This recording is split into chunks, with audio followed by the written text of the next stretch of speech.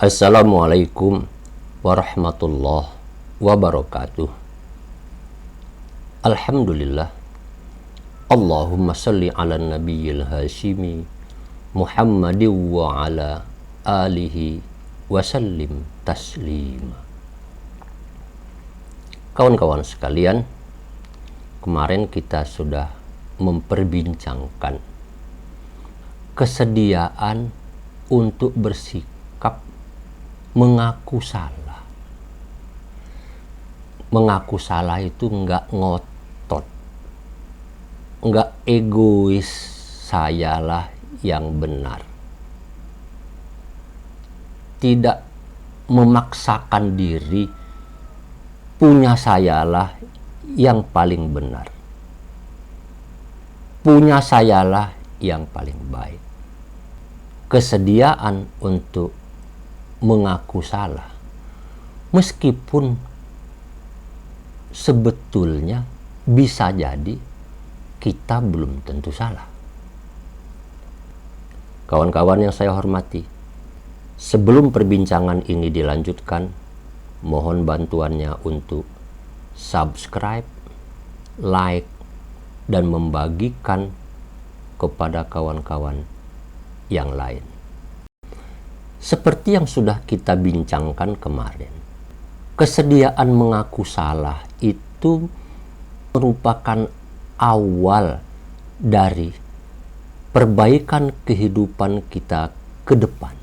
Kalau mengaku salah kepada Allah Subhanahu wa Ta'ala, maka kita akan mendapatkan kebahagiaan dunia dan akhirat.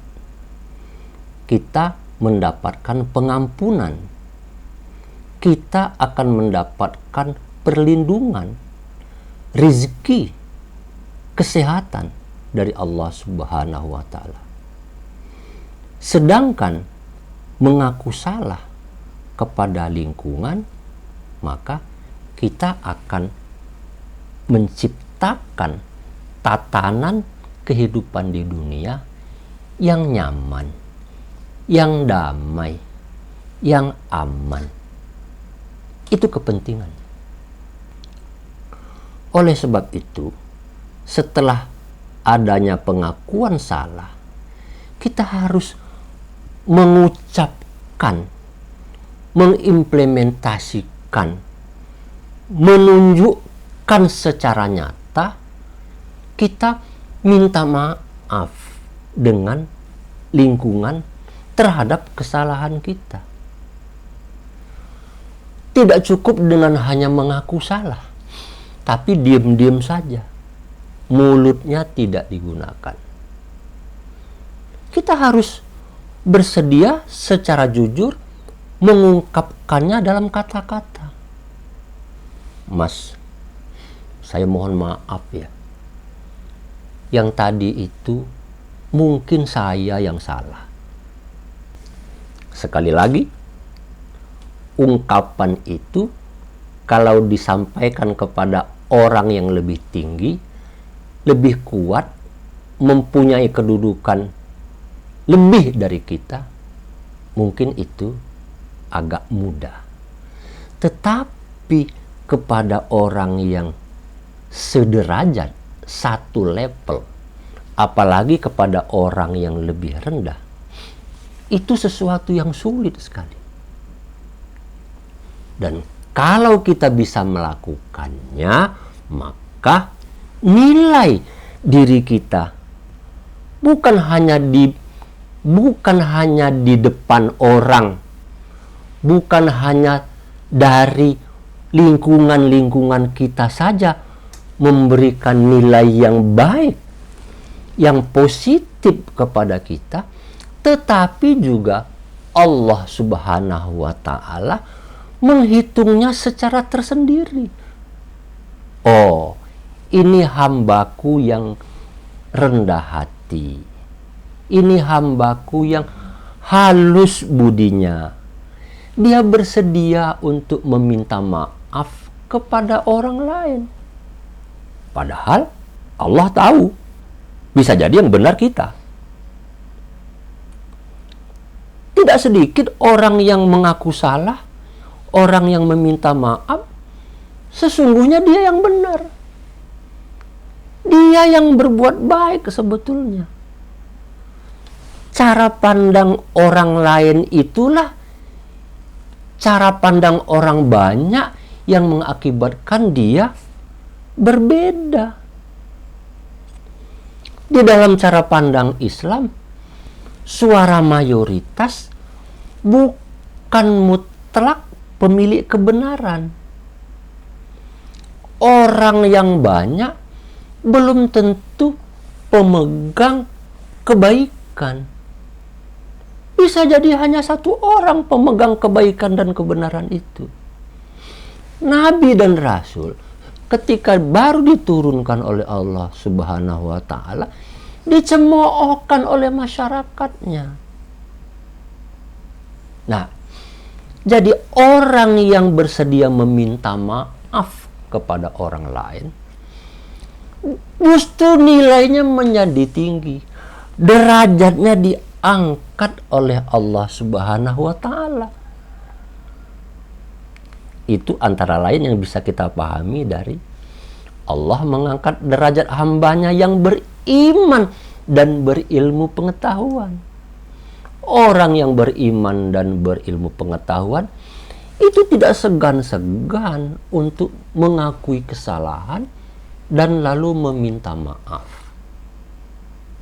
Bayangkan bagaimana kita terhadap anak kita. Sering keluar ungkapan,